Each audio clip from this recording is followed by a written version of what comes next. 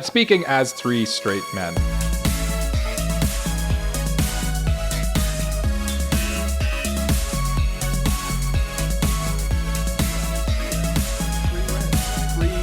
Free rent.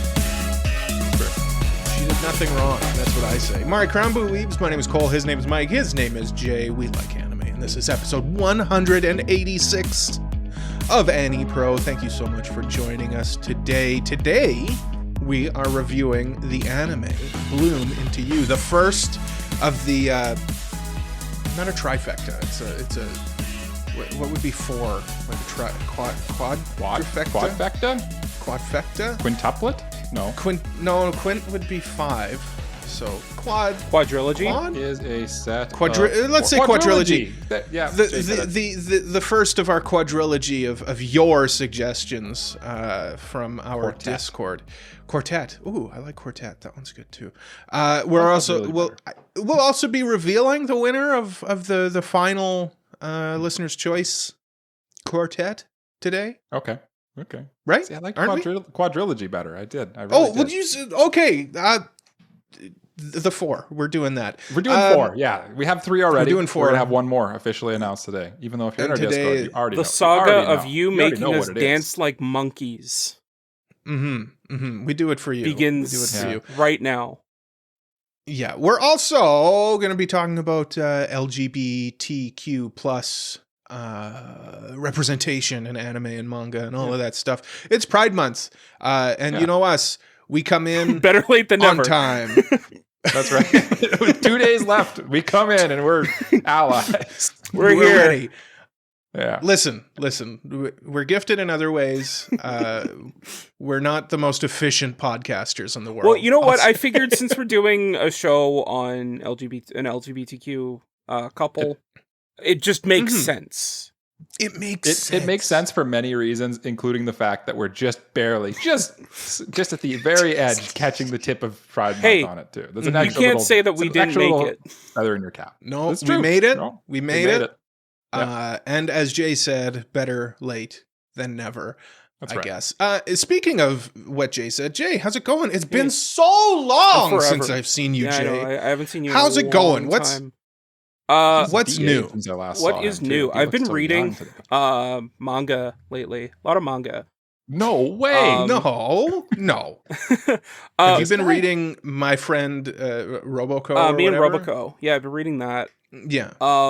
And like I went into it thinking like, oh, this is gonna be stupid, like just another dumb gag manga. But like, it's actually really funny. It's essentially the plot. There isn't much of a plot.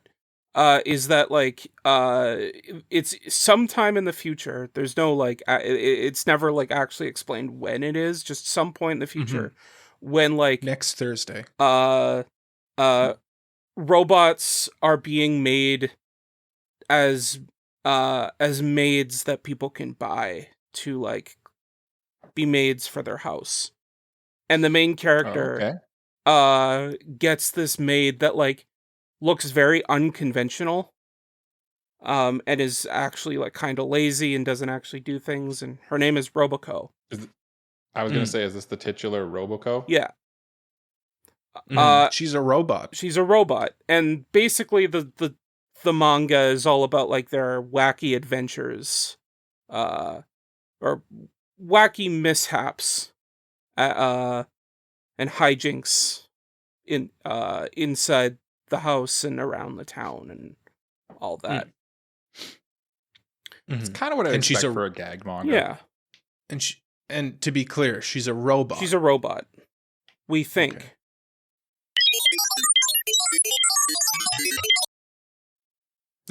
That's the sound of That was a live quote of like an audiogram from the manga. the audiobook. So like, what's your like? Give me like your 3-sentence like review or like recommendation on it. Like, tell me about this a little bit. Very meta, funny. I said sentences. I didn't say point form. Okay. You said I think you said 3 words. Well, that would have been, but you may use more words. You have many more.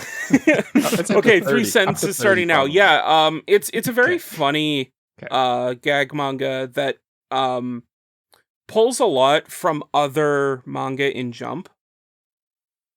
That's still one. That's one. Yeah. The second sentence starts now. It doesn't really have much of a plot, so if you're looking for something that's very plot heavy, look somewhere else. However, Okay. What it does do, it does really well because it's able to make you laugh. Okay, that's good. See, that was really good. That was well done. Yeah. And what would your rating be on it? AniPro rating. So, I think, like, personally, it tickled my jimmies. Okay. But Okay. I think, like, unless you have read a lot of stuff in Shonen Jump, you're probably not going to find it as funny as I did. Probably. From So the just to meta be clear, Jay, aspect of it. you have read a lot of stuff in Shonen Jump. Yes. One might say you've read Shonen Jump. Yes. Period. Yes. Essentially Most of them. most. Yeah. Most of them. You've lost track since the end of the year, basically, which unbelievably is almost 7 months away. Oh my god! I know. Oh my god! I know. It's the end of June. I know. We're just zooming. It's almost through 7 the year. months away. It's almost it's less like. When this comes out, there'll be like 6 months left. Where it's like the midway point. Yeah. That's effed doomed. up. Well, speaking Yeah. of the midway point, we're gonna go midway through the hosts and see what Mike's up to. Yes, it's me, Mike, the middest of the hosts. What am I up to? I've been basically just kind of doing so. As I've talked about before, I'm doing some schoolwork lately, and my one course is it's like this, like it's the one I have to do like the 2 hour or it's 3 hours twice a week at night in like over Teams or Zoom classes. And yesterday, gentlemen, was my last class for that class. And it's my last of these communication classes that I hate so much. Oh, I'm so happy. I'm free from the tyranny. I'm free. Do you have exams? It's over. No, there's no exams. Sweet. So you just show up, listen to this guy, and then he's like, "Here's your grade. Congratulations." Here's the worst part, Cole. It's all interactive. He puts us in breakout rooms and we have to like discuss stuff. And it's like, Well, that's what you do better. That's basically this. I know, but I do this already. And I he's like know, teaching and me I how to hate talk it. to people. I talk to two buffoons all the time. Well, then you should be all What do I need well versed in the subject. Gish Gallop. Yeah. And the Gish Gallop. Yeah. I made the mistake though of dropping. So that in true like class like this form, they did tell us about yourself. What's an interesting thing about you? And I dropped, I'm Mike Blank, and I'm in this program, full stack web development, and I have an anime podcast. Oh no. So you told people. Cat's out of the bag now. I know. And then for the rest of the course, people would bring it up every week, which is, I'm glad that you guys are finding the podcast if you've actually listened to the podcast. But it's like, I've outed Mike's myself classmates. now. I've outed myself. I don't want to be outed. I want to sit in. I'm the kid who's like, when you went to school, where did you sit? Where did you sit? Like in the classroom. In the back, but not like too conspicuously in the back. Like I tried to pick Back a spot that, like back middle. Yeah. Oh, hello. I'd go like That's where I back would corner in my against room. the window. Oh, I just looked down and there's a baby next to me. whose baby? Is it Whose your baby? Is baby? this? It's my baby. Oh, okay. Jay, where did you sit? Back corner against the window. Of course he did. Absolute anime protagonist energy. What did you say, Jay? Sorry. Back corner against the window. Of course. Yeah. Yeah. You chose. Were you always looking out the window too? Wistfully. Depends on the class. Most of the classes I was actually paying attention. Okay. But when I was bored, I'd look out the window. Like I'd like have my hand in my chin. Just I wish our school had windows, Mike. It's like a prison. We had windows, but they were quite small. They were quite small. quite And if you looked out them, you would just see like field, a street, or a street. Yeah. See, the thing about me is I didn't talk to people when I was in school, so I just sit on my own, bother nobody. And well, me too. Yeah. That's why I would sit somewhere inconspicuous. Mike, though, Mike would sit front and center.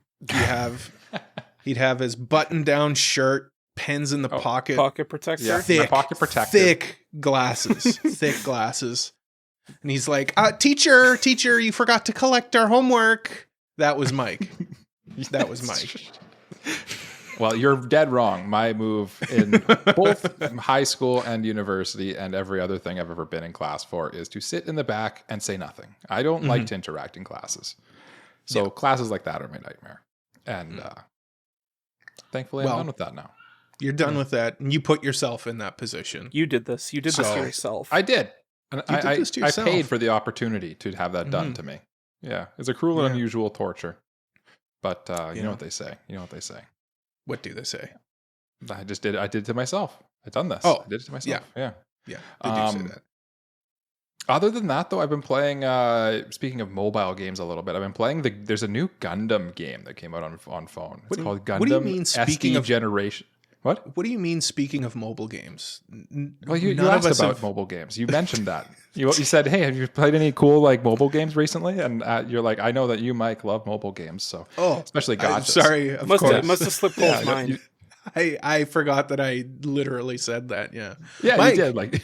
I know you like mobile games. Have you been playing any new mobile games? Maybe a Gundam mobile game? The secret is to gaslight someone enough, and eventually they'll just do what you say. Exactly. Speaking of mobile games, I've been playing SD Gundam G Eternal. It's called. It's you know what? It's actually pretty impressive for a gacha mobile game for being free to play friendly. If anyone's looking for if they like Gundam and they want to play a free to play semi gacha strategy game, kind of in the similar vein to Fire Emblem or something like that, where really there's not much PvP, so the gacha element almost doesn't really matter because there's no PvP. So it's pretty. I'd recommend it. Check it out. It just came out this year, so you're still pretty early in the meta well, which is cool. I might take you up on that, Mike. It'll get you through until Uma Musume comes out. In exactly. A month, so. Yeah. It comes out next week, Mike. Does it? That was my plan. That's why I started playing this. When this episode drops, you and me and Jay will all be in Uma Musume, not talking to each other. No, we'll be talking. You guys gotta add me as friends. We have a podcast to record. No, we're done. On hiatus until we complete Uma Musume. Well, you heard it here first, folks. I tried. Yeah, come say hi to us at Icon. We will not interact with you. We will be playing Uma Musume. Pretty Derby. Yep, it's true. It's true. Oh God, Cole, are you going to keep me up all night? Gross. Since Jay mentioned keeping Cole up all night, I want to know what else is keeping Cole up all night. Sweaty.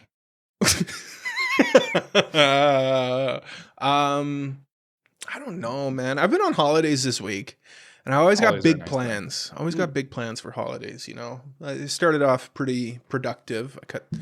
I did some yard work, cleaned my house a little bit on Monday. Okay, Tuesday I went out and visited my mom. I'm like, okay, well Wednesday I don't need to do anything, so I just played F1 for a bit, and then I dove back into Minecraft, and I've been playing Minecraft a lot. And then Jay came over yesterday, and we watched anime trailers and played YouTube anime games because we're what you do. Absolute losers. So my productivity through my holidays has just taken a nosedive. Today I did absolutely nothing. I watched an anime today, binged it all in one day. Hey, that's considered work. Did you really?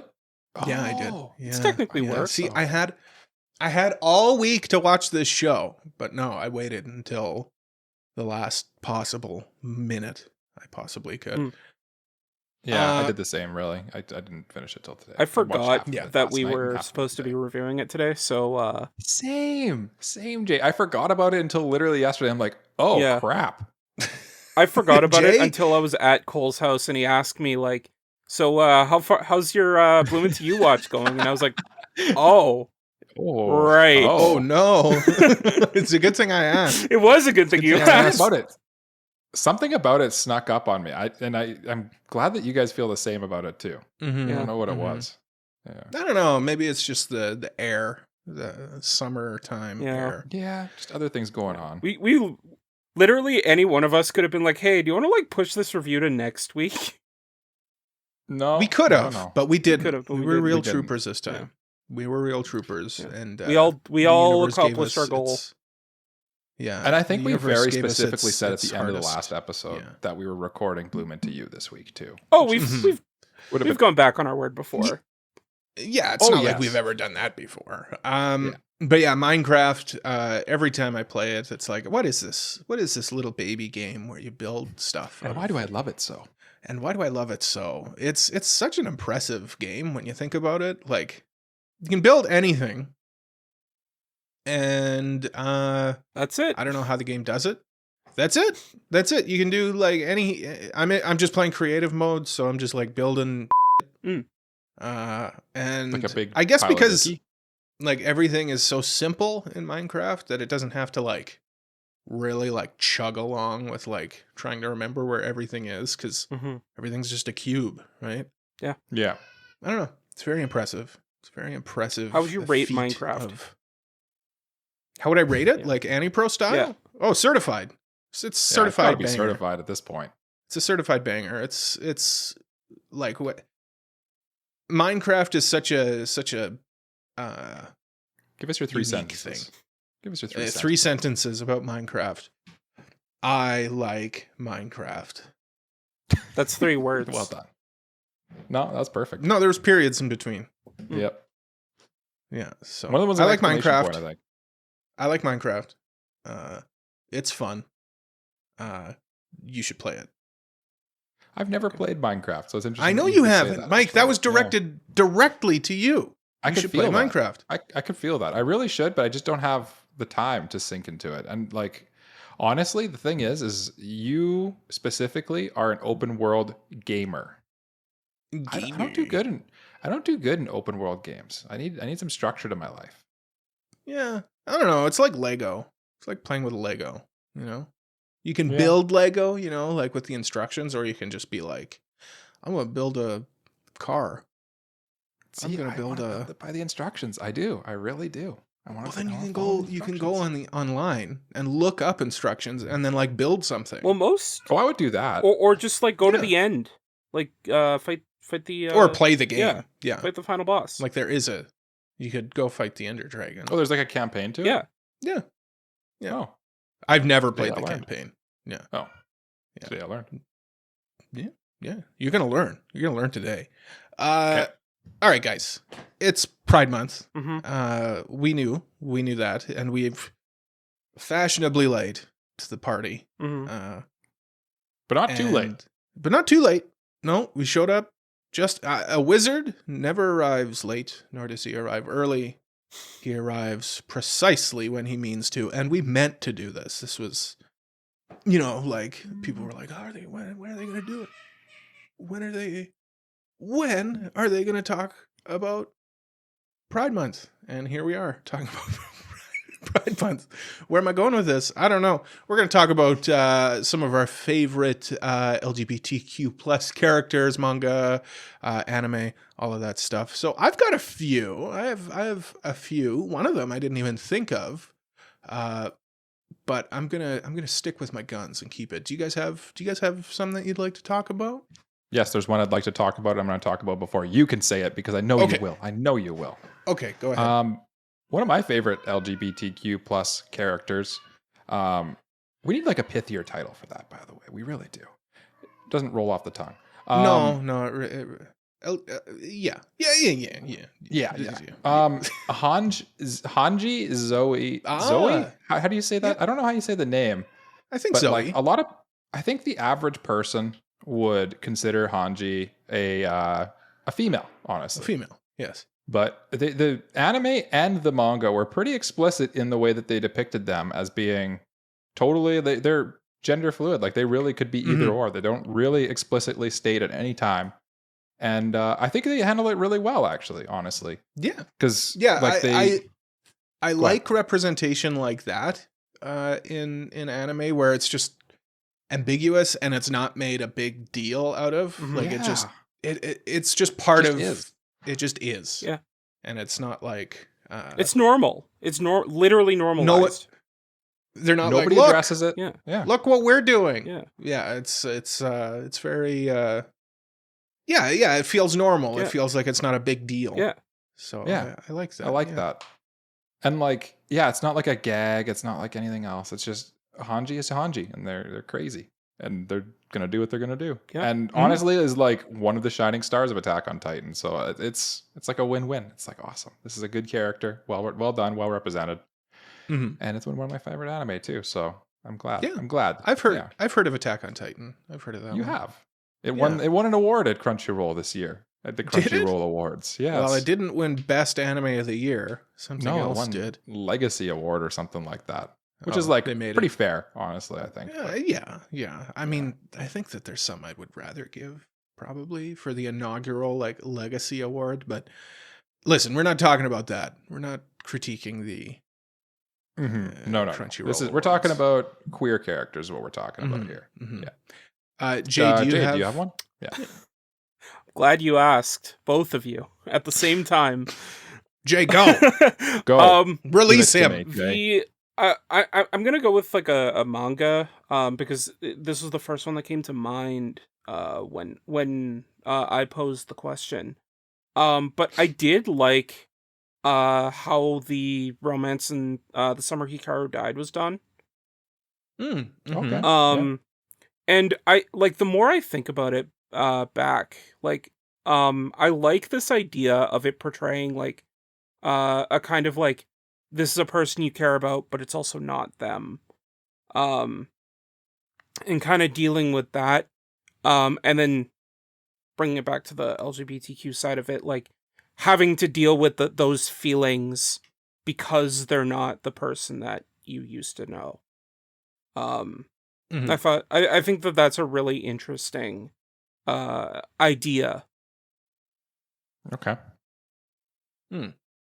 Yeah. No, and that anime's coming out this season as well. Yeah. So an appropriate one. Yeah. I'm gonna pick one that I hadn't initially thought of, but I went through a list because my brain is small and my head is empty.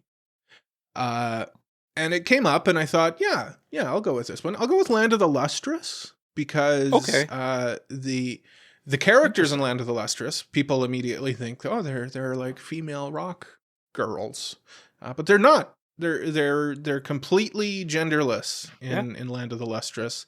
They refer to each other as they. Yes, they look female, but like they also don't really like. They're not stereotypically female, other than like they have like long hair, but like they don't have like, like typical female anatomy or anything like that. They're just kind not of very femme. Yeah, they're just rock people, and people refer to them as she's and all of that, but they're theys, and I appreciate that. It's subtle. I like the subtlety when it comes to this kind of stuff. Yeah. And it's another example of just like all three of these are just like, it takes a pretty, I guess what I was going to say something, then I realized I'm basically making the point that like good manga are good authors are good at writing good manga. And I'm like, that's kind of not really a good point, but that's okay. That's why you come watch and listen to AniPro for hot takes. Hot takes, like quality. Good things are good. Yeah. Good things are good. Bad. Yeah. But like I like that when they can have things be nuanced and not necessarily like it's handled with class, I think is what I would say about all three of these things that we've mentioned so far. Yeah. I like that. Yeah, I would say that too. The other one that I had here was, have you guys seen Skip and Loafer? I haven't. The main character is like guardian. Her aunt. Her name's Now, and she's a transgender woman. And again, like it's not like a big deal. Like there's parts of it where like, how can I phrase this? Like she gets like looks on the train or whatever, but like it's nice that like the younger generation all like treat her like as they would any other woman that they would run into. So it's again like it's a very refreshing take on it, and subtle, a little more upfront than something else would be, but like the characters that matter are all just kind of like, yeah, whatever. And I like that. Yeah. Mike, do you have any more? Trying to think of more off the top of my head. I really enjoy. I'm going to bring it back to my other favorite anime here, and I'm going to mention One Piece a little bit here. One Piece has a lot of really good LGBTQ representation, in my opinion, and probably the one that I think of immediately off the top of my head is Mr. Bon Clay. I don't know if he's. I honestly don't know that he's LGBTQ, but like, I feel like he's like an icon. I don't know. Like Jay's nodding. You know Mr. Bon Clay. I know who Bon Clay is. Am I off base with this one? I know what you mean. Like he gives off that vibe, but you gave me an idea just thinking about One Piece. Yamato. There's a better one I just thought of from One Piece. Yamato, yes. Yes. That's who I love Yamato, like, because Yamato always says like I am Odin, and says like I'm Kaido's son. Yeah. Which like I it's right there that he's a male, he's a guy, and like you hear all the time no they are who they say they are, and I think that's really cool, especially in a manga that's run this long, for Oda to be like put someone like that in. It's really, really nice. It's almost like One Piece is actually a very progressive story with very progressive themes. Great for One Piece to do that. Too bad it's not good. But Mike, I do have another one. I just want to say, before we move to Cole, I just want to throw out Ivankov from One Piece also. Oh, actually, I'm sorry. I shouldn't jump Jay in line. Jay, you were next in line if you do have one. I do have one. I'm going to go with Wallace Wells from Scott Pilgrim Takes Off. Great character. Okay. Yep. Great choice. There are a lot of characters in Scott Pilgrim that end up gay, and there's a lot of good gay characters in that series. But again, like they're just they just are gay. Like it's not like there's no like spotlight on them or anything. It's just a thing. They're not a stereotype. Yeah. I'm going with one that some people might call like a problematic one, because people always bring up Astolfo from Fate. Okay. But like, I kind of appreciate it because he is a guy. He says he's a guy. He just likes being pretty. Yeah. Like he likes pretty things, and he likes dressing up in like not what would stereotypically be worn by a guy. And I appreciate Astolfo for that too. I like Astolfo. He was my favorite character from Fate Apocrypha, which is kind of a lesser Fate series, but I like Astolfo. He's a standout character for sure. I really need to watch Apocrypha. It's like on my. It's always been on one of those shows. It's like been on my plan to watch list for forever. And I'd like to actually understand Astolfo too, because like he's such an iconic character for so many reasons, and like you said, some of them are problematic. But well, it's just like people always, they use a certain term to describe him. Yeah. But like it's not like he's trying to like he wears female clothes, but he's not like trying to like trick anybody. Like he's a guy, and he says he's a guy. He just wears female clothes. Yeah. That's I like that. Again, there's quite a bit of that in anime, which is like kind of nice too. Yeah. I do have one more as well, but you guys can. I have a couple more. Okay. Yeah. Go ahead, Mike. The one I'll quickly bring up is from another. I've talked about two of my favorite series. Why not talk about the third? Gundam. Witch from Mercury. Soleta Mercury and Miurian. Classic Yuri bait. Classic Yuri couple there we got going on. Even though Bandai and themselves kind of shied away from formally declaring them as like a lesbian couple, they very clearly are. Like the anime ends on a scene that is almost like you cannot argue that they are a romantic couple. And somehow Bandai said, but we will. But we will. Well, I mean, Bandai, it's probably a bunch of old guys at Bandai.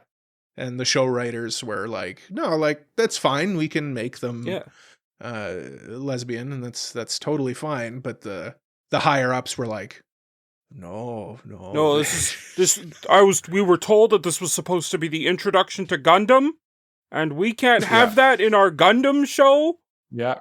Yeah, Mm-hmm. my girls flying giant robots around cannot be gay in space. Get out of here. And you know what? Rightfully so, they got a lot of backlash for that, which is like a good sign of the times too, that like companies like that, they're making these old-fashioned decisions and people are calling them out for it. And there's backlash, which is like that would not have happened 15 years ago or 10 years ago, probably even. Yeah. So that's good. Yeah. I like that. Yeah. Jay, do you have another one? This is from one that I haven't actually seen, but I think it deserves its flowers, especially from the travesty that has occurred to it, and that's Yuri and Victor from Yuri on Ice.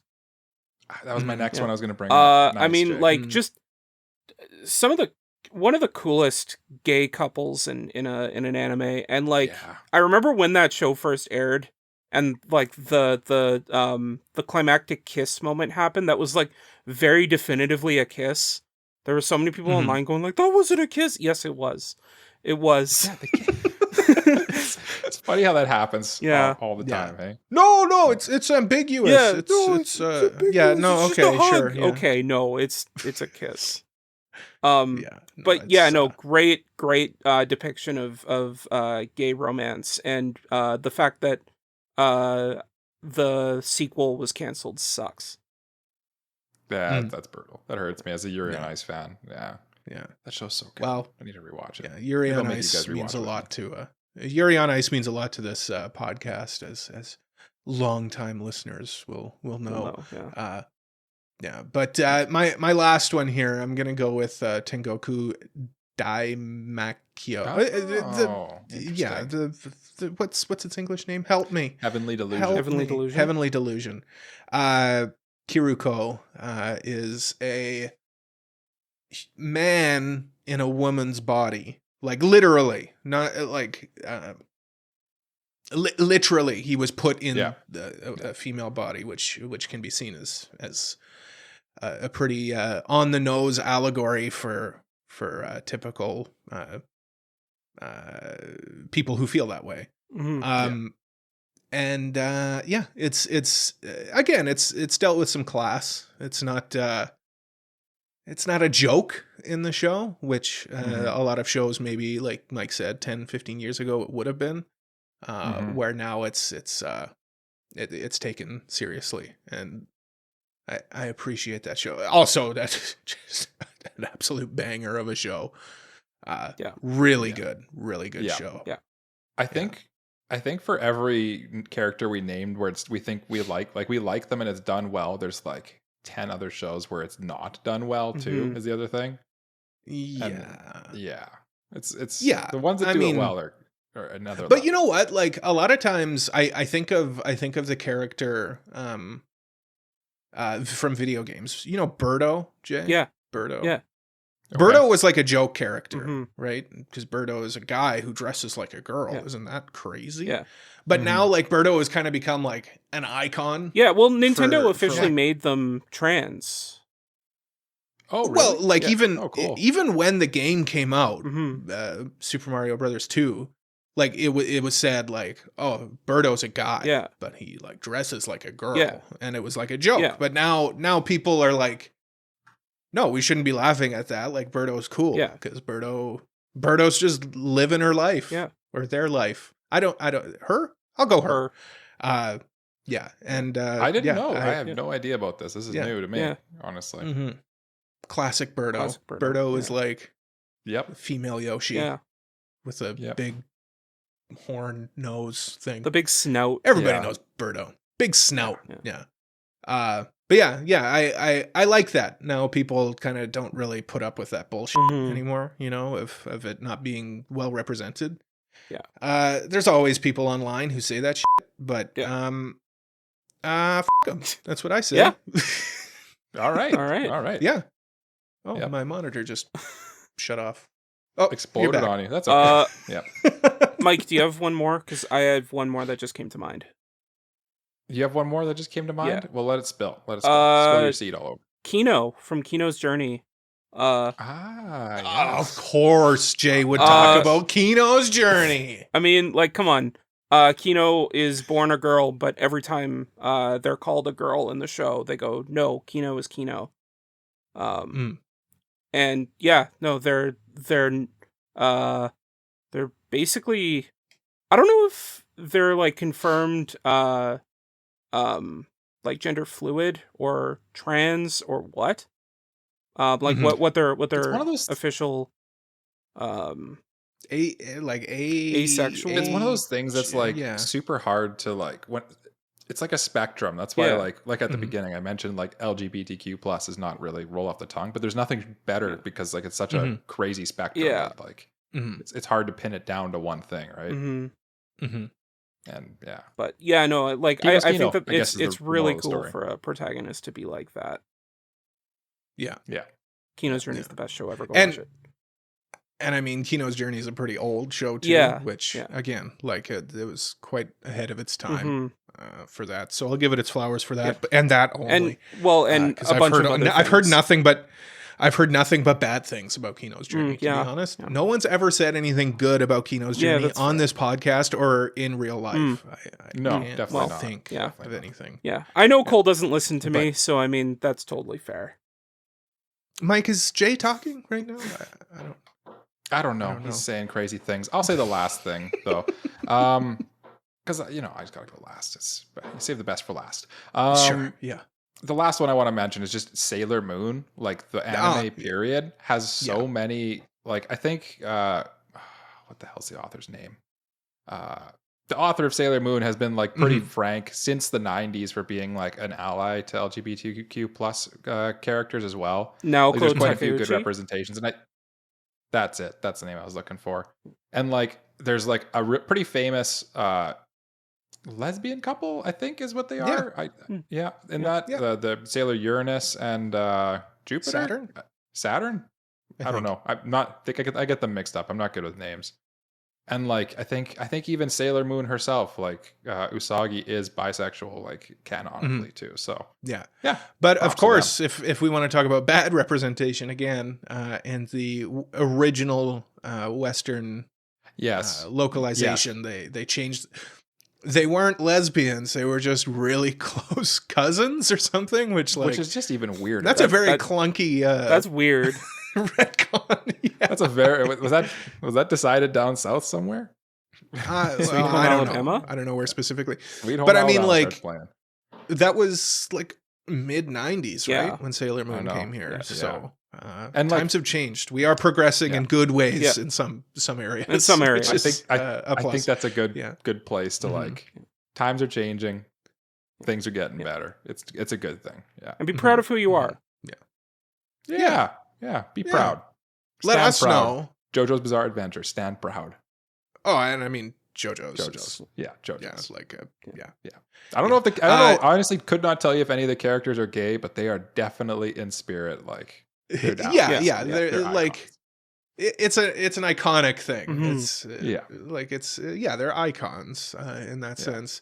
Let us know like some of your favorite LGBTQ plus representation in anime culture. Throw in some game stuff too. We talked about Birdo. I think there's other Mario characters as well. Ellie from The Last of Us. Stuff like that. Yeah. Let us know in the comments. I like to be educated as well, so let me know if Did you know Smithers is canonically gay from Simpsons? Yeah. Yes. Famously. Did not know that. Yeah. Famously, and it was but again, different times. It was often portrayed as a joke. Yeah. Okay. But the Simpsons, it's funny, but also sometimes like that. Also something that aired in the early 90s in America. Yeah, exactly. I think that's a good place to maybe take a break here. Yeah. Okay. And then we'll come back. We'll talk about Blooming to You. Does that sound good? Yeah. Oh, actually, before we do that, how about we let everybody know who ended up winning your big tournament, Mike? Okay, epic tournament. Can do that. Well, first I'll just start it off by saying thank you to everybody who participated. Some of these polls had like almost 20 votes, which is like quite the good turnout for our Discord. Mm-hmm. I felt really good about that. Like, it's cool that you guys engage with us this well, and there's lots of positive response. So maybe we'll do more of this stuff. I can't promise you that we're going to agree to do this for every listener's choice, but I do think I like the idea of giving you, the listener, more power over us. Like Jay joked, I think at the beginning of the episode, I can't remember if we were recording or not. We are your monkeys. Make us dance. That's what we're here for. Yeah. So, first of all, thanks, and it was awesome. Frankly, nobody predicted the winner, which is cool also, because like it's just a pure dark horse winner, which is like, I'm kind of excited about it because I don't think any of us have seen this one, which is cool as well. Yeah. And when it aired, it like completely flew under the radar for almost everybody, except for the people who really liked it. So without further ado, I will announce that the winner of our Listener's Choice tournament of 110 different anime is Buddy Daddies. We're going to be reviewing Buddy Daddies. Very good. Yeah. Very good. Nice. Yeah, I haven't seen it. I remember it kind of getting some traction a little bit when it was airing, but now people have completely forgotten about it, and it's time to revisit that. So yeah, I'm looking forward to that one, and the fact that it was such a dark horse. No one predicted it. No one predicted it. We literally did the predictions before, and nobody even came close to predicting it. I don't think winning the whole thing. So that's cool. Yeah. Yeah, and I think it won each of its matchups like pretty handily too, which is pretty from top to bottom. Cool job, Buddy Daddies. I think it's basically like these two spies adopt a little kid. It's because I remember at the time when it came up, people were like comparing it to Spy Family because it's kind of a similar concept a little bit. But I'm curious to see how it stacks up. Yeah, me too. So we'll be doing that in a couple months, I guess. Yes. So yeah, let's take a break, and then we'll come back and do a review of Bloom Into You. Did that rhyme? Did I just do bars? No, I didn't. Let's go to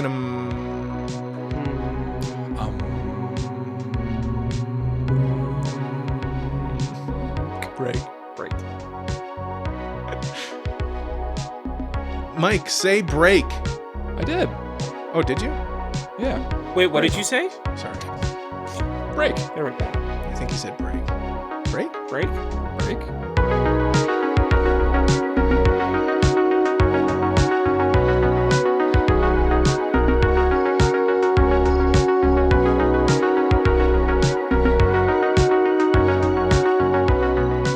Hey, it's me.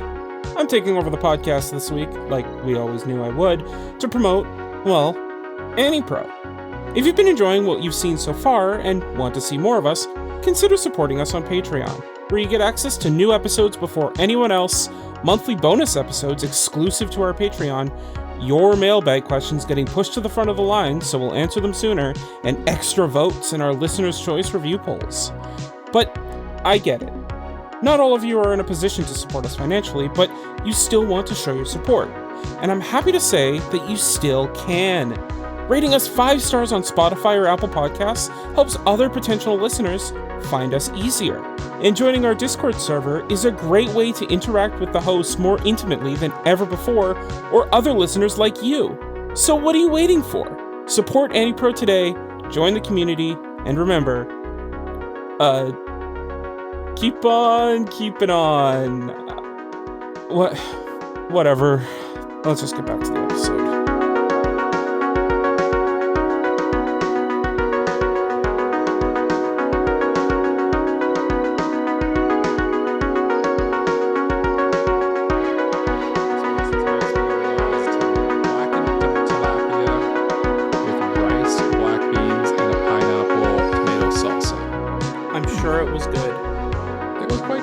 Jay doesn't like fish though, so he wouldn't have liked it. I'm not a fish guy. The fish was like like the best fish doesn't taste like anything. It was like that kind of fish where like it just tasted like. Why do you want to eat that if the best way a food can be made tastes like nothing? You know, you're not wrong with that point, but like at the same time, like it's kind of like tofu. Like it just soaks up whatever's flavor you throw at it, which is kind of what you want. But then or why chicken, do you want to eat it's it? the same thing. Like salmon That's tastes good. like salmon. Sustenance. Salmon Salmon does taste tastes- like something. Yeah. Yeah. Yeah, I but don't know. It Mike depends wasn't on the saying, fish. Mike wasn't saying like it doesn't taste like anything. He's saying the best version of a thing, or of the thing tastes like nothing. Mhm. Good Well, fish does not taste fishy because the fishy taste is like old, crappy fish. What do Is noodles the taste weird like, thing. Jay? What do I don't noodles know. taste like? Noodles Like absorb the flavor, It tastes Yeah. like dough. right? Well, like fish tastes like fish. It just doesn't Yeah. taste like stereotypically fish, I think is what Mike's saying. Yeah, there's a fishy taste that people associate with bad fish. Again, this is what people come to AniPro for. you For know? sure. Take I just wanted to some say food. too, Yeah. since we're back Welcome in the back. episode. Yeah, welcome back. You know how the baby surprised me in the first half? I was like, I looked down, naked baby next to me. What's going on? Yeah, Whose what is going on? baby I- is this? Yeah, I talked to Shazana after because like went Yeah. outside. She's like, "Oh, sorry." She like just straight up escaped from her like she escaped from me. Do you leave She's the like, door "I was going to the open? bathroom," and she escaped. And I'm sure I closed the door, and she just basically like escaped, went down the hall, opened the door, and came up and was like, "I'm gonna see Daddy. I'm gonna see him." Yeah. Mid recording, that's what's gonna happen. Because Yeah. I am a crazy little kooky monster, and Yeah, well, little does she know, she's yeah. not going to see Daddy right now. no Daddy's recording. busy Daddy. Unfortunately, yep. What's beeping and booping? What was that? Git needs an update on my computer. Git. Well, Git. So I You told better it, update get your out of Git. here. Get out of here. Let's get into Your this underwear episode. needs an update. Update your Gitch. That's Gitch. Good old Manitoba. which is a regional term. People don't hyper know. local. Yes. Yeah. For underwear. Yes. Gitches is underwear. My favorite word for underwear. It is a Well, good I said word. underwear It at is the a good top of the joke. You did. I just You want to did, make but- sure people understand what we're saying. Context. Gitch. Context. Gitch.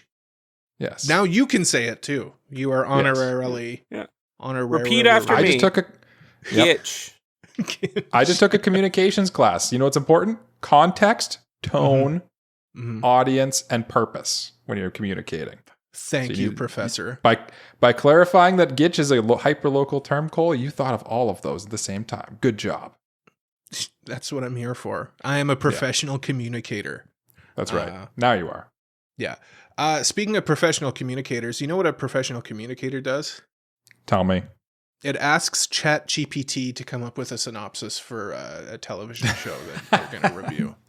Honestly, what it does show a is better Cole? job than the it does a better job than the like machine learning translated things that AniList has on there or Mal has on their synopsises. So yeah. Yeah, I'll use this other machine learning thing. What Yes. show is it, Jay? I'm glad you asked. We are reviewing Bloom Into You this week, which is a show about. Here, let me read the synopsis that I asked the beeping and booping computer overlords to give to me. Bloom Into You is a romantic drama anime centered around Yu Koito, a high school student who has always been fascinated by romance but has never felt it herself. Haven't we all been there? When she meets the confident and admired student council president Toko Nanami, Yu is surprised when Toku confesses feelings for her. As the two grow closer while working together on the student council, Yu begins to explore her own emotions and what it truly means to love. The series gently examines identity, asexuality, and same-sex loves with emotional depth, subtle storytelling, and a quiet, introspective tone, and it ends. We'll talk about that in this review, though. So yeah, what's the setup for the story? I think ChatGPT did a great job of explaining it. Yu is someone who reads a lot of romance manga. She listens to like romantic music and stuff, but she just can't put herself in a situation where she feels that way for somebody else. And then she meets the not yet student council president. That's kind of a thing that happens in the show. And She she basically confesses is from the start, though. yeah, she confesses her feelings to her. The whole thing was she thought she found like a kindred spirit because people would always be confessing to Toko. Yeah. And she would always turn them down and say like, I've never had feelings for somebody. Yeah, then, she like basically says in the show like, I'm never going to accept someone's confession. I think she like literally says that. Yeah. And then tables turn, Toko ends up confessing to you. Episode one. These aren't spoilers. This is we're doing the setup. It's basically she asks Toko like, what do I say? Because someone confessed to her, and she's like, I don't know how to deal with this. So she explains like, how do I do it? And that kind of sparks the like, oh god, doki. Yeah. Yep. Hijinks ensue. I like how you can always end everything with hijinks ensue. What about like other shows that you thought of while you were watching this, Mike? What are some recommendations? Recommendations is probably what I would say. Like if I was coming up with just a pithy thing to say, what would you recommend if somebody was interested in this or has watched this and they want to watch something else, or vice versa? The reason I said "oh God" is because, like, frankly, I feel like Yuri anime is one of those gaping holes in my resume of an anime watcher where it's not It doesn't have to be Yuri though. It can be anything. I know, because the show I'm going to recommend is not a Yuri anime. So I'm not. That's where I'm going to have Yuri to go. Anime. That's where I'm going to have to go because I felt like I don't know what I'd recommend compared to this. But the one I really. I couldn't help but think of Toradora, and I don't know why. I don't know why. And maybe because of Cole's reaction, he can explain why. But there's just something about like the school romance with like the kind of one-sided love that sort of turns into maybe not one-sided, but still is kind of. And then the characters are a little like not typical as well. Which there's something about that I thought something about it reminded me of Toradora. It's just the vibes. I think like I hate to like just be like it's a vibe, but no, it's the vibes.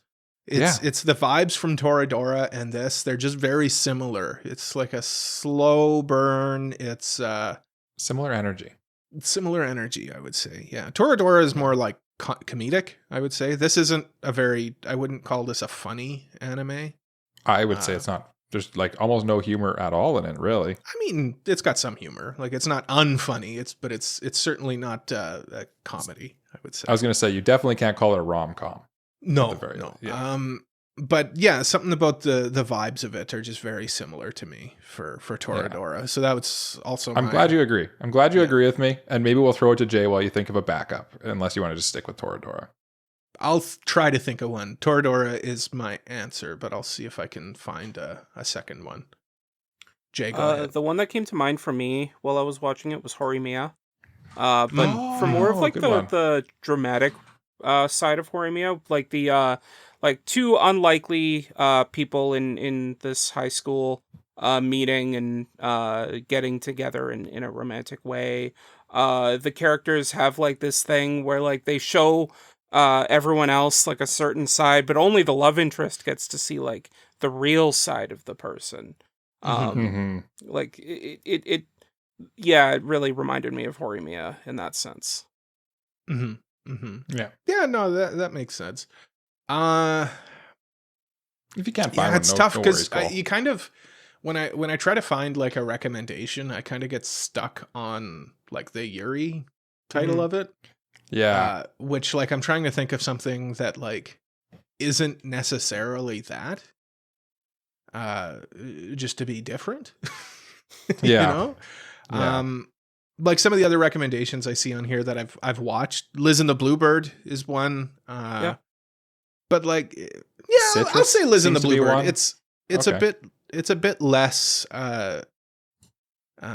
in your face. Like Liz and the Bluebird is more Yuri bait, I would say, whereas this is it's more subtle Yuri than like literal.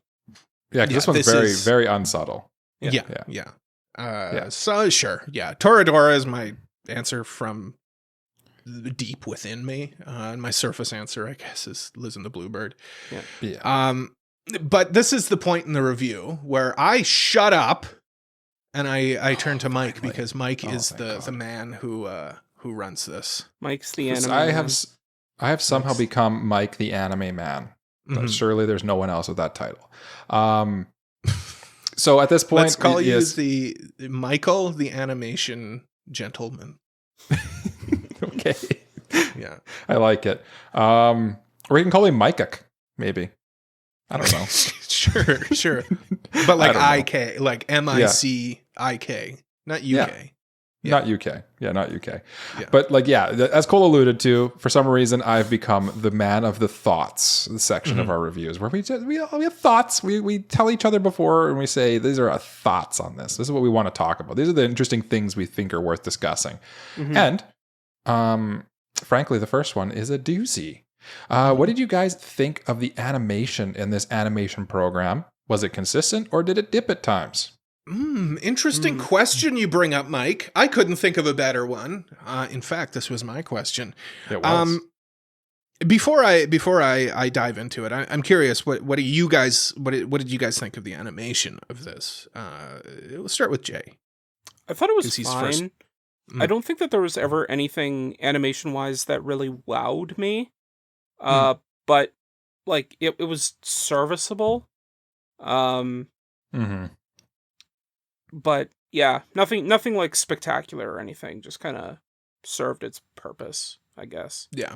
And I guess to be clear, when I'm reading in this one is I mean like the visuals overall, not just specifically the animation. I think when people say animation, that's what they mean. But just to be, let me be clear. To be the fourth week on the podcast that I've said that.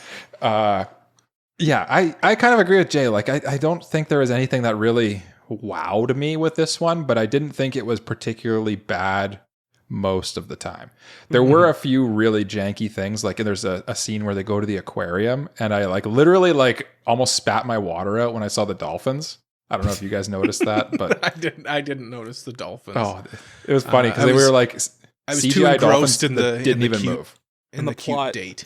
Yeah, exactly. Too engrossed in the cute classic aquarium date. I'd say more visually. This show is very wishy-washy on its direction. Like sometimes I'm like, ooh, these are like this storyboarding's really cool. And like how it's deciding to portray different feelings or emotions and things like that. But then other times it'll just be like a panning shot from top to bottom, and I'm like, "What? Okay." Yeah. The show was real hit or miss for me. Sometimes it was really pretty, like it's your classic high school romance, well done anime. Flower petals and nice lighting and all of that.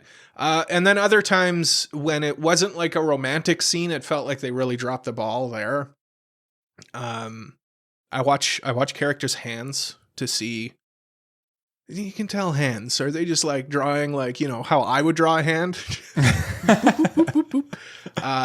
And sometimes they did that. Sometimes it was pretty quickly animated, I would say, which is like, as a lot of people say, a lot of people say, hands are one of the hardest things to draw.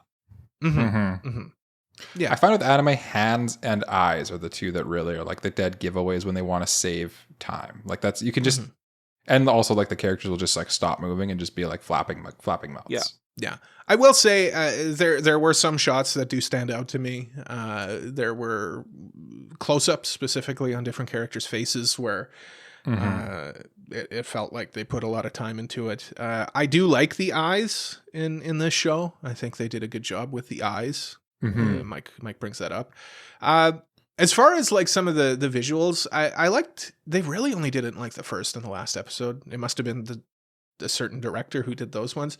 The POV shots that sometimes the characters would do. It was really only in the first and the last episode, which kind of is a hallmark of like the lead director did those two.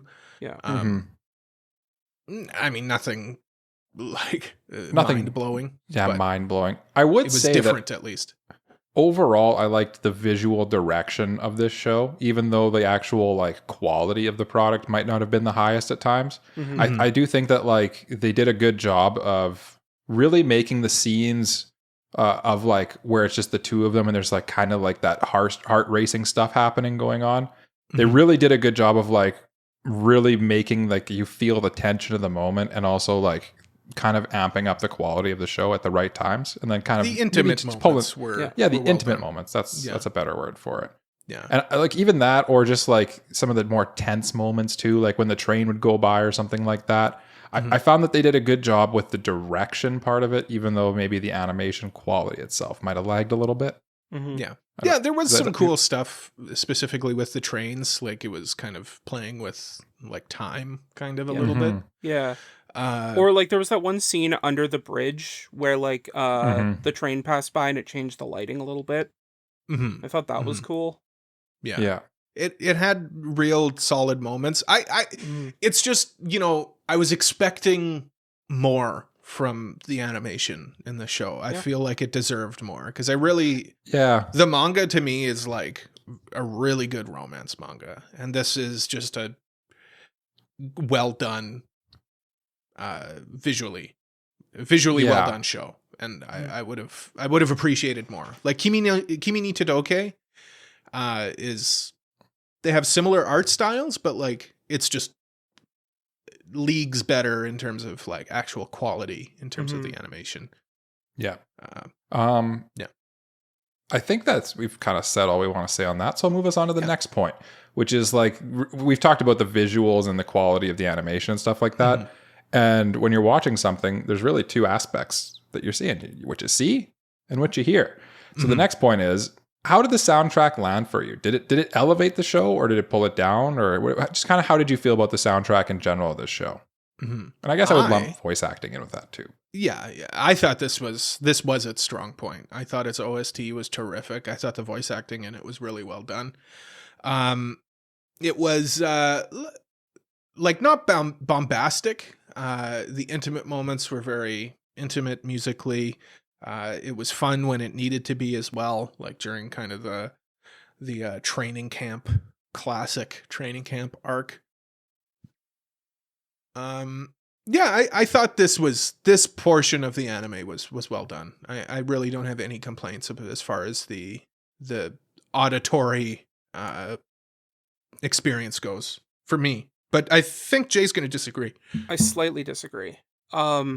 I think it had its good moments, and the voice acting was genuinely really good. I did like the voice acting. Good dub too. Good dub too. My main issue was like, I feel like some of the songs that they chose for certain moments were a bit overkill. Like there was this one moment where they were like talking about something, and it was like this very over dramatically sad song, and I was like, this doesn't fit the moment at all to me. The melodrama was a little too strong. And then they used it again later in a later episode, and I was like, okay, you don't need to use it again. It's called a leitmotif, Jay. See, if it were a leitmotif, it should actually like feel like one instead of feeling lazy. Yeah. Instead of feeling like, oh, this is taking me out. Yeah. And when I was doing my research on this show a little bit after I watched it, I did see lots of people praising the soundtrack for this one specifically. Like people were pretty impressed with the soundtrack, and I personally just didn't. I guess I didn't hear it. I don't know. I felt it was very serviceable, but I didn't. Nothing really stood out to me, plus or minus, I would say.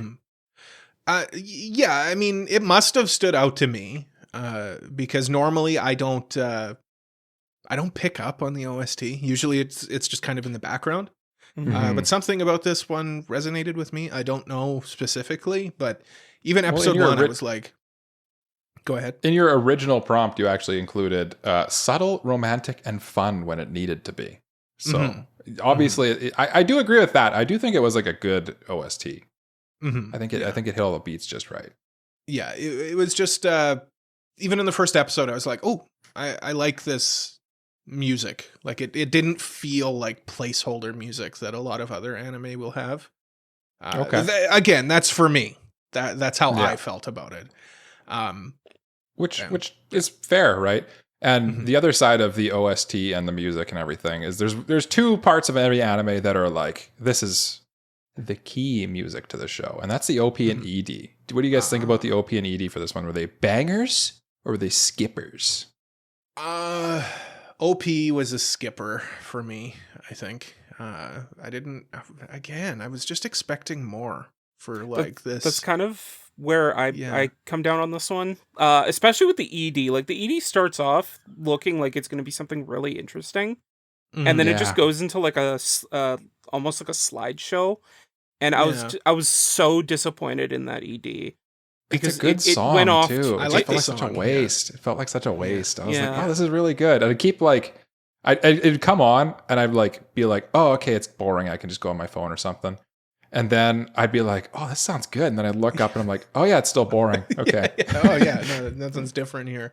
The ED for sure. Song wise, again, to do the Toradora comparison, really felt like a Toradora ED song. It kind of did. Yeah. Maybe that's the vibe that we were thinking of a little bit. Maybe that could have been it. But the OP, like, I didn't really even like the song. Like the OP just really dropped. Yeah. Like The OP was didn't really do anything for me. Yeah.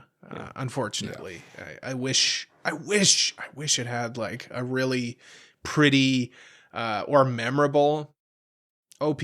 Like I get what they're going for, like with the flower thing. Mm-hmm. Get it. Bloom into you. Well, yeah, but whoa, that's deep, bro. I don't know. It just didn't really work. It was too boring.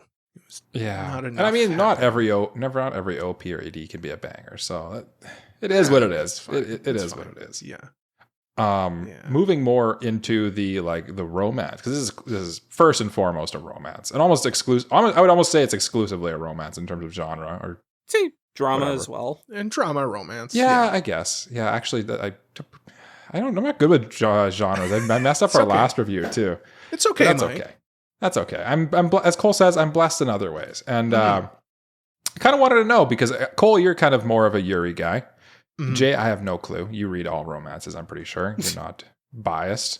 What did this do in terms of like being a Yuri romance that you feel is different from like the typical hetero romance anime? I felt like that was maybe an interesting point to talk about. Yeah. Not to derail this one, but nothing, and I like it for that. Yeah, that's kind of where I was gonna go with this. Like, I don't Yeah. think it did anything different from a hetero anime. I think like as a romance itself, it does things that sets itself apart from other romance.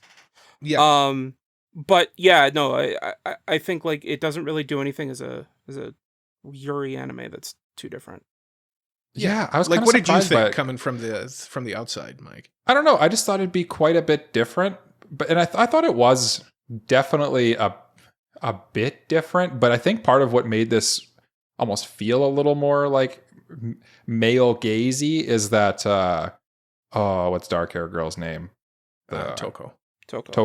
Toko is quite lustful, and like I feel like that almost made her feel like she kind of had a little bit of like that hetero energy, I think, in it. I'm pretty sure it is shonen manga. So that would explain things a little bit. Because a lot of Yuri is, which kind of makes Yuri romance very immature in a way, I would say. Yeah, okay. Like it's very like surface level. I think that this does a good job just as a romance anime from the standpoint of one person is openly interested, and the other person is kind of hesitant, which isn't usually if somebody's hesitant, like the other person will kind of not be so upfront about it. But this one, I appreciate for that. It's different in that sense. The dynamic is different. Okay. I would say.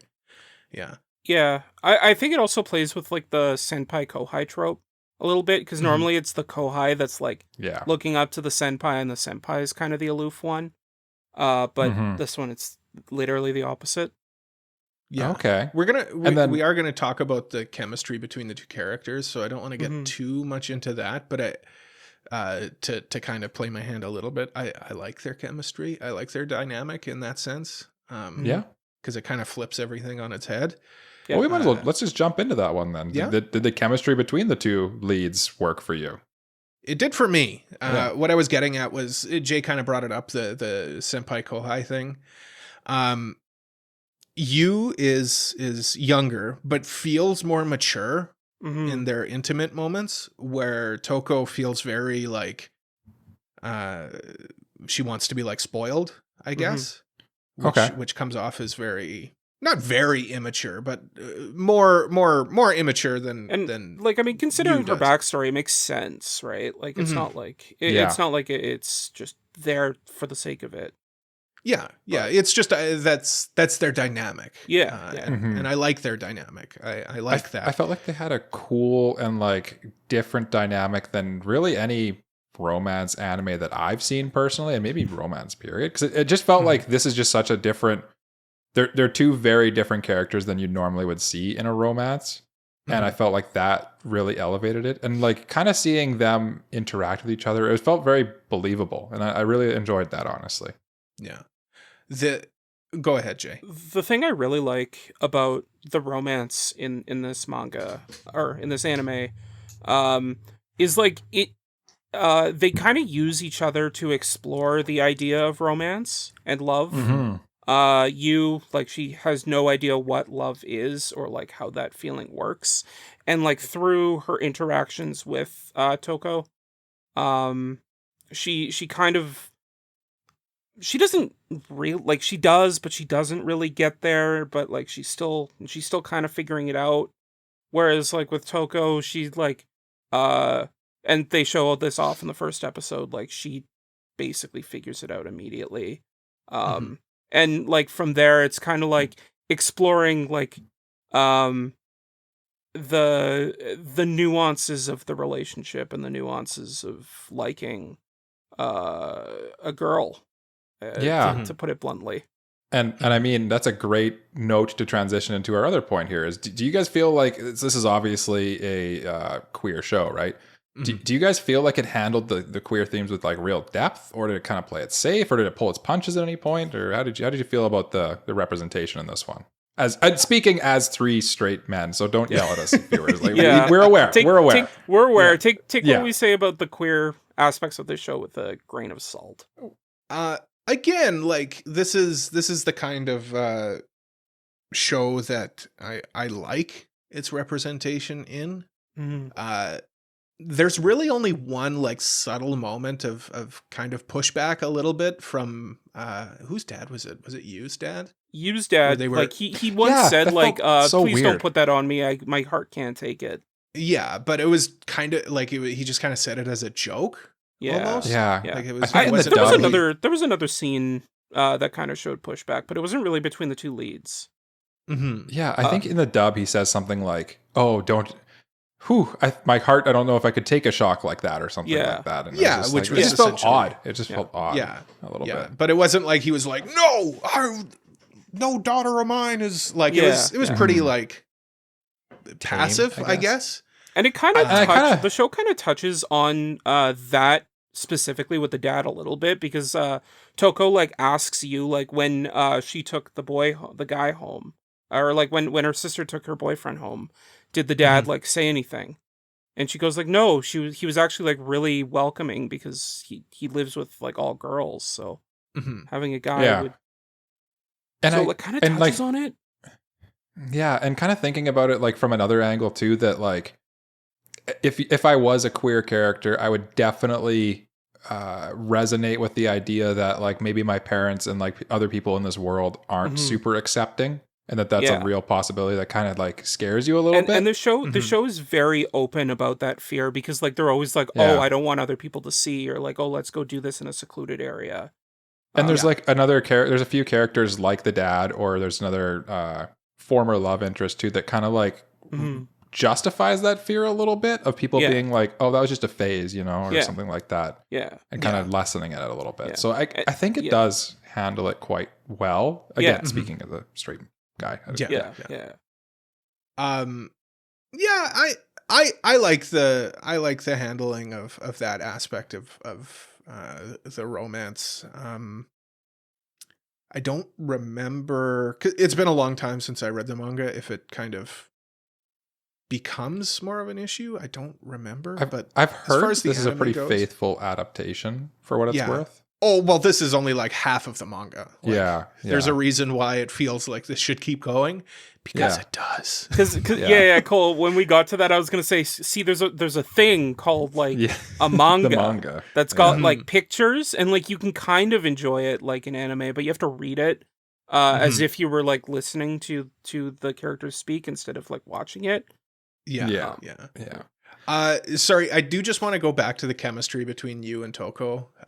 We kind of moved off of it, but the only thing I'll say is it's very melodramatic how like there's one scene where Toko doesn't want you to fall in love with her because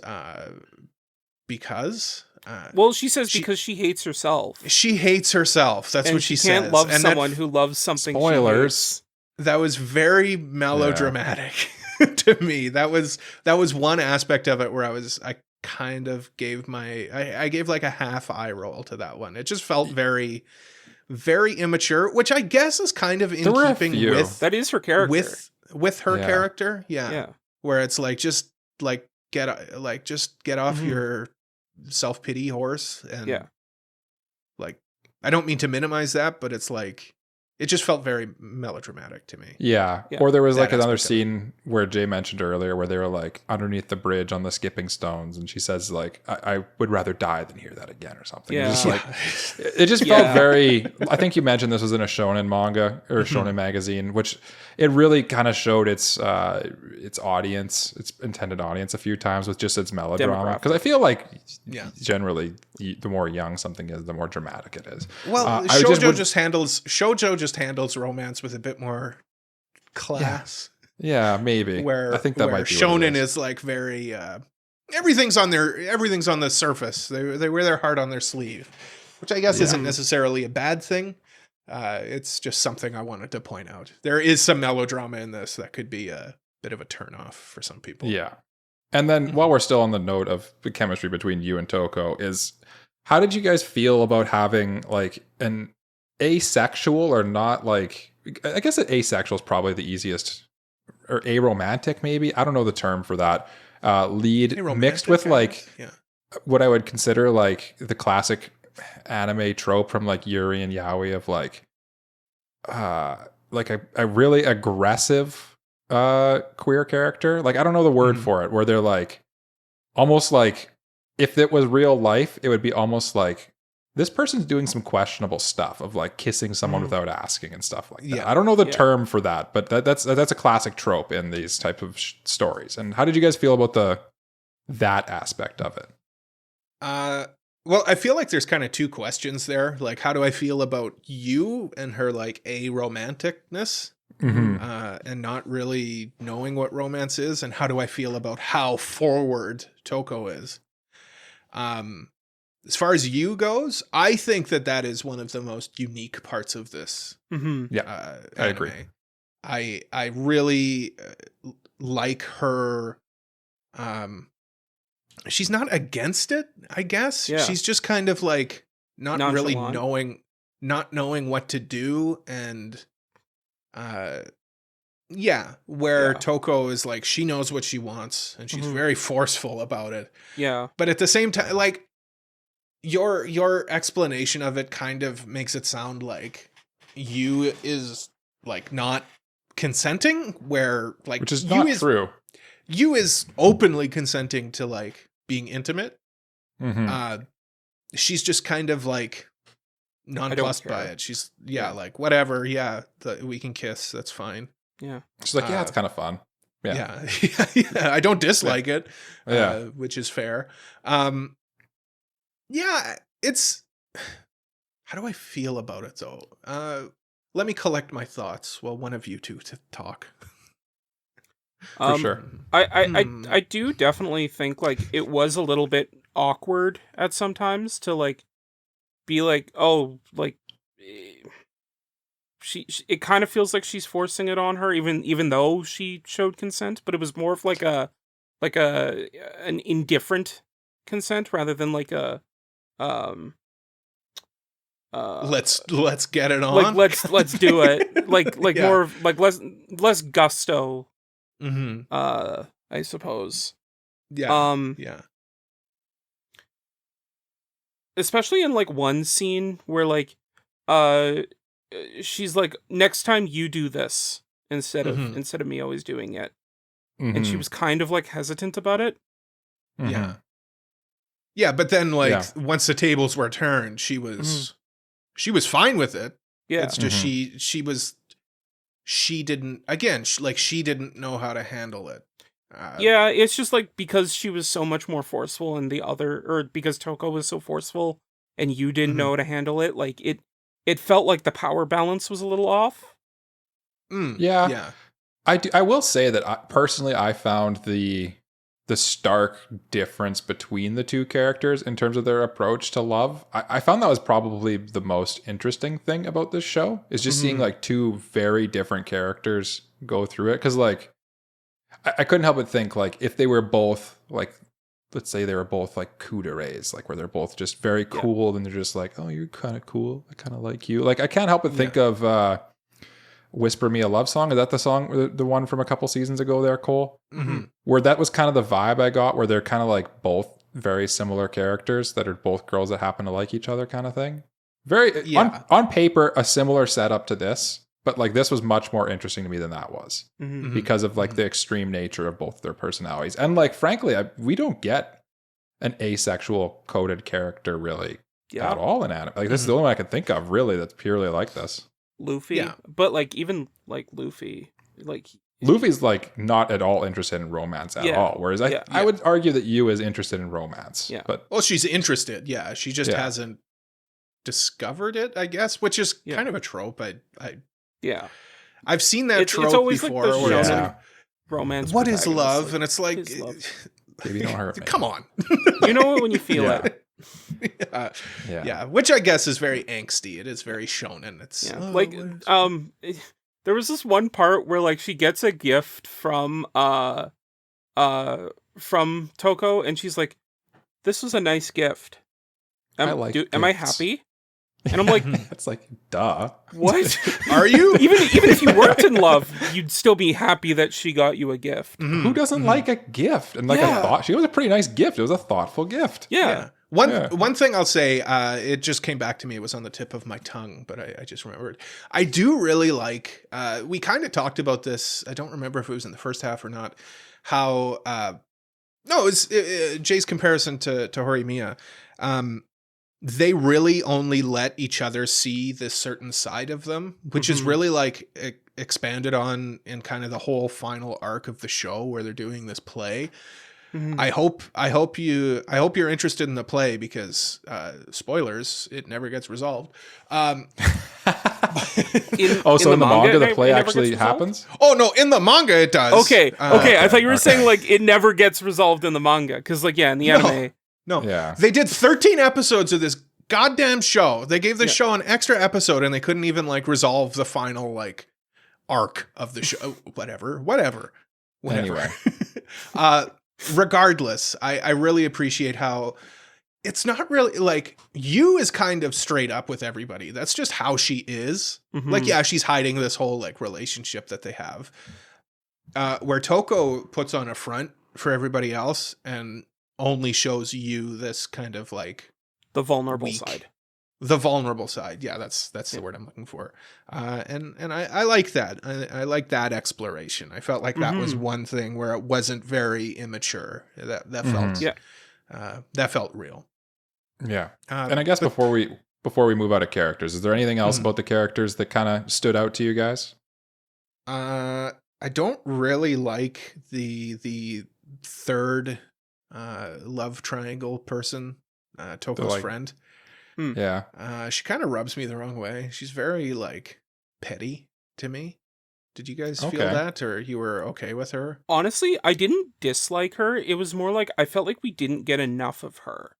Like maybe not in the context of like I want her to be a part of the love triangle, but more like I wish she was given more depth and context. She felt shallow. Yeah, I agree with that. And I Like, can kind of say that about development. the entire the entire cast minus the two leads. The two leads. Yeah. Like there's this one guy that comes into the show and his literal purpose is to tell you that she likes someone.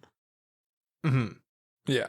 Like it really felt at times like the only characters that actually matter are the two leads. Yeah. And like then they try to like introduce a few side characters that have some sort of meaning, and then they kind of like they run their little side plot and then they're gone. Yeah. Yeah. Like I was waiting for the love triangle to turn into a true love triangle, and it kind of just didn't. And I was like, oh, okay, well, I guess that's dead.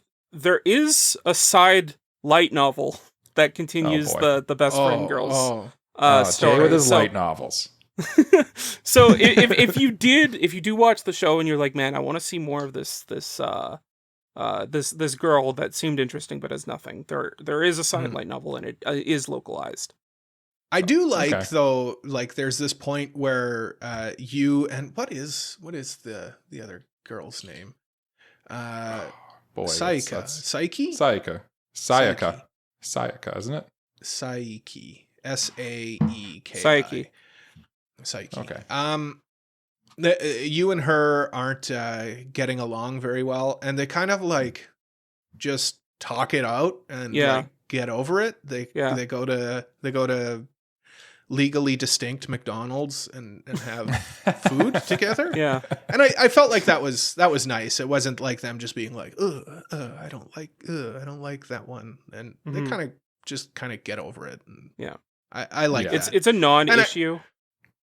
I like the scene where they're all like, they go to their training camp and they're all laying to go to sleep, and they all say in unison in their heads, like, I'm glad that there's three of us here. Yeah. I thought that was cute. Yeah. I thought that was, Yeah. I felt like the side characters at least brought like, the show needed them. I just kind of wish they were it saw a little bit more of them is all. That's exactly how I feel about it, more Mike. Developed. Like it definitely needed them. Yeah. Yeah. The big one that stood out to me as a character who like could have been really cool, and they explored him a little bit, was Mackie. Yeah. Yeah. He was a cool he's just somebody who likes watching other people be romantic. He's kind of not in a creepy way. Alluding to like he only likes, like, he doesn't want to be in a relationship, but he like likes watching relationships from the sidelines. Mm-hmm. Yeah. And like his basic role in the show is telling you like, no, you like Toko. Mm-hmm. Yeah. And like they kind of go into him a little bit, and I was like, oh, this is cool. Like he likes watching romances unfold so much. Yeah. And like when somebody like confesses to him, he's just like, no, it ain't this is my wrong. thing. Yeah. This is wrong. Yeah. And they kind of explain that, and then that's the gist of it. And that's it. Yeah. And that's it. And it's like, you basically don't see him more. Again, really. Yeah. Like he's barely in the show from that point on. Because like we're told him and you really get along, but like we're just told that. Yeah. Like we don't really see that. Yeah. Like we see them talking in the background. It's like, that's them getting along, I guess. More of it. Yeah, make him be like her friend, somebody she can confide in. I thought he was going to end up becoming like a love rival, like not like a literal rival, but like someone that makes Toko jealous. That's something too. I want to just bring up. I love how they just like the show has this great way of just saying like, every time you think somebody's going to be a love rival, no, we're cutting that shit out. There's that friend of the teacher who comes in. Yeah. And you're like, oh, is this guy somehow going to come in to the story? And he just outright says like, no, I'm in a relationship. Like, it's like, okay, we don't got to worry about him.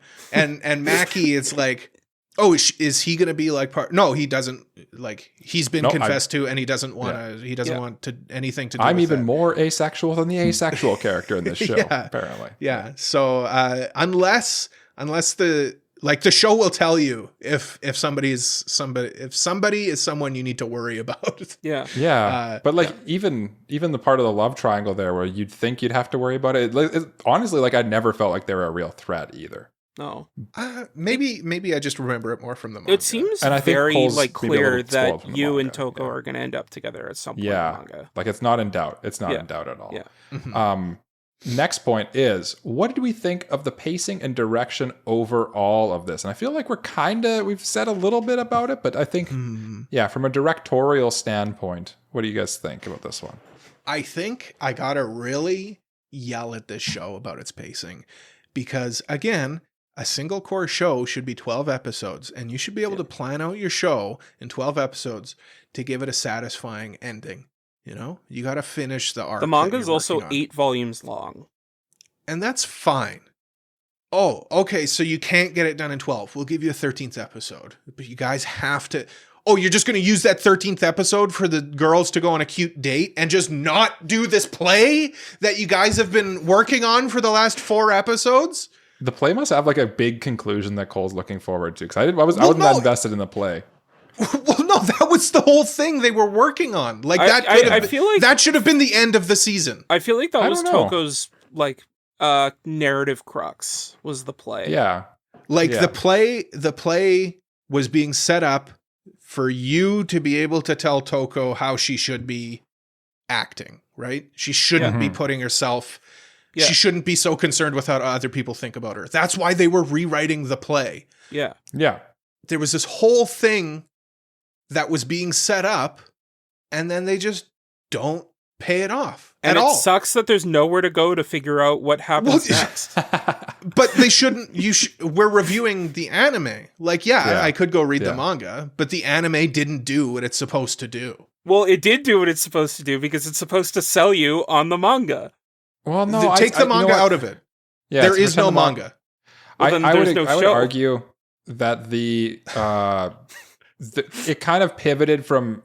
I think the manga probably has the narrative arc of the payoff of this is the finale of this play. I'm guessing, but I'm guessing for the sake of making it into a 12 episode, 13 episode anime, they sort of switched the payoff to being that date where they kind of you can tell that they both sort of take the next step in their relationship. That's what I feel like the true climax of the show is. Yeah, that's kind of what I thought of the show. Like it kind of decided to, instead of bending the whole narrative crux of the plot around the play, it's around them as a couple. Yeah, that's how I felt.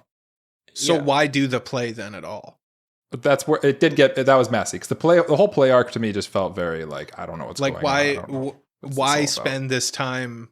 Like, why have this revelation where you's like, okay, I gotta call my other friend to like rewrite the play and spend time with that, and then just have no payoff for that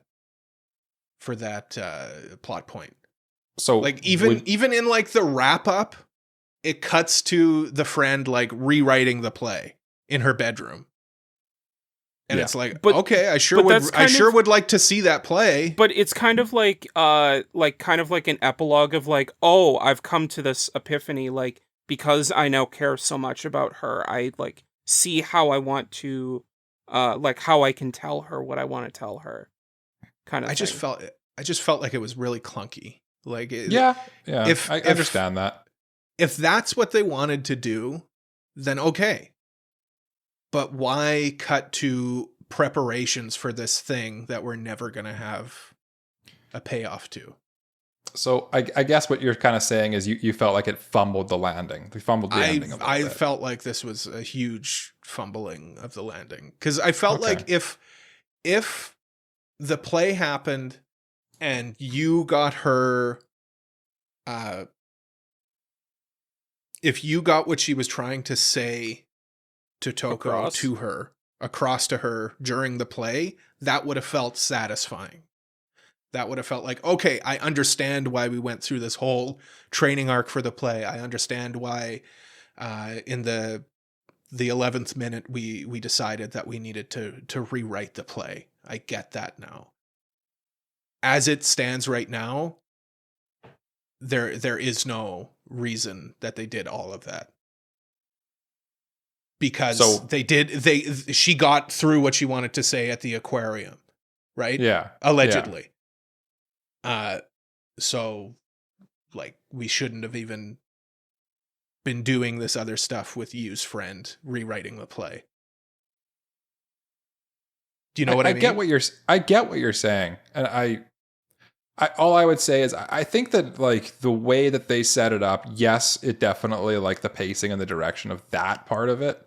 Mm-hmm. Like it really like at times was mixed and felt kind of directionless at times, and that's sort of leading into what you're saying, I'd say. Mm-hmm. But I didn't feel when I came to the end of season 1 here, there's no season 2 for the record, I didn't feel like it was a bad place to stop. I didn't feel like at the very end when the ending credits rolled, I didn't feel unfulfilled watching this.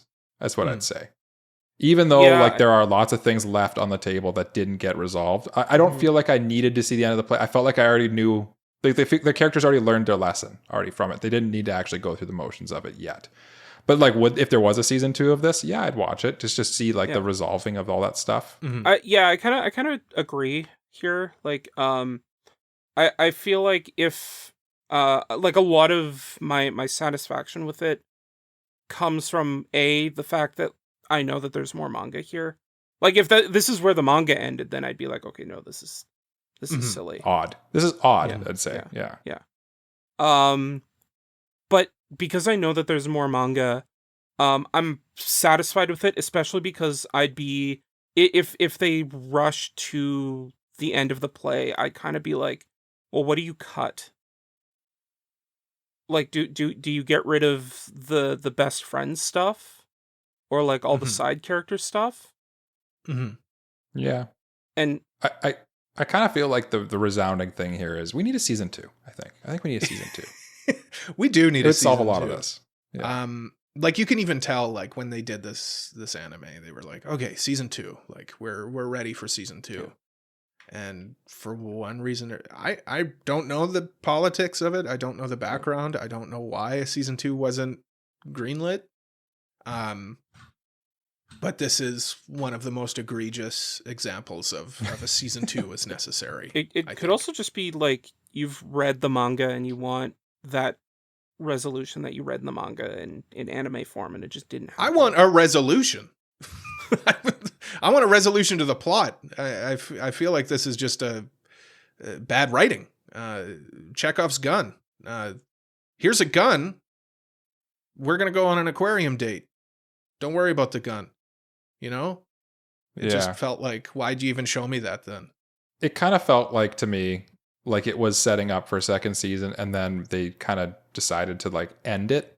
Like maybe they heard like before the episode 13 came out, they were like, oh yeah, you guys aren't getting a second season. So they're like, okay, I guess we're wrapping it up at the aquarium date then. To me, it just kind of felt like, okay, what's the most important part of Bloom Into You? And they said, well, the answer is the couple. Okay, so what would be the best emotional climax of that? Well, they go on a date. Yeah. Because it chose to be a romance like over a drama. Yeah. Which could be like what Mike said, where it's at the final minute they were like, "Oh, you're not being renewed for season 2." Oh, well, I guess we gotta wrap this up somehow. Yeah. And you know how we wrap up our episodes? With our final thoughts and ratings. Mm-hmm. I'll hand it back over to Jay. Or no, you know what? Cole, you don't get to go first because you did. This is your manga. This is mine. I'll go first because I'm selfish like that. You know. Yeah. Everybody gets one. Everybody gets one. I just feel like I've never done this before, so I'm going to do it. As far as my final thoughts on this anime here, I felt like it was a perfectly serviceable anime. I thought that the dynamics of the main characters in the romance made it for an interesting romance that you don't see every day. And that on its own kind of carried me through this one. It was not a hard watch by any means, but I never really particularly felt ultra invested in it. And I felt like the narrative style of it and kind of just like the direction they chose to go a lot of the times kind of just made me, the way it was set up, the visuals and all the big moments kind of hit, but the moments in between really felt like they lulled and kind of lost me a little bit. Overall, I enjoyed my time with Bloom Into You though. And at the end of the day, I can't help but say like, I would consider continuing this one, but that's not what we're really rating here. So I'd say if anything about this sounds interesting to you, like if you think, oh, cool, I could use like a cool different romance from what I normally take in, I'd say consider watching this one. Honestly, it lives up to the hype, even if there are some disappointments to it. So yeah, consider it. Mm. Jay, I think that this is a really interesting romance story, just in like how it explores the different sides of love.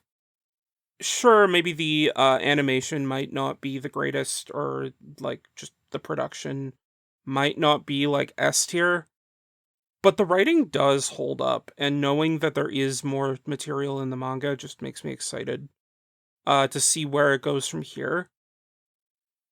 I don't think that this story is perfect, and like the side characters could kind of do without them. And like the ending, well, I get it. It is a little clunky. But at the end of the day, like if someone asked me, hey, I want to watch Bloom Into You, would you recommend it? Yeah, I'd tell them I'd consider it. Yeah. Nice. Yeah. And I guess I go last, which I mean, I love going last because you guys said everything already. Did we though? Because I feel like you had very different takes on this one than us. So no, it was really the ending that gets me worked up. For the most part, I do enjoy the show. I thought it does a serviceable job. I know I screamed at Jay, forget the manga. The manga doesn't exist. But the manga does exist, and the manga is good. I like the manga. The show did a good job of making me want to read the manga, which is, as Jay alluded to. It did its job there. It did its job, yeah. I think, again, I'll lead off by saying, yeah, consider it.